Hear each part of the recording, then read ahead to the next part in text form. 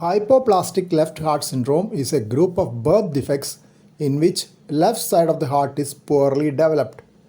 Left atrium, left ventricle and aorta can be poorly developed and the walls in between, the mitral and aortic walls, can be poorly developed or atretic without an opening.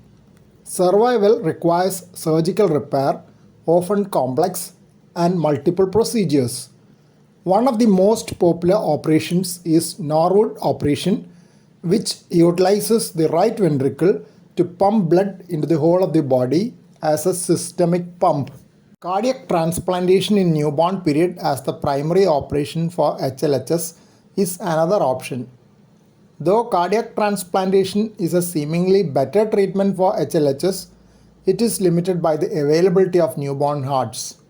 Moreover, there is a chance for rejection with need for lifelong immunosuppressive treatment and limited survival of the transplanted heart considering the very young age of these patients.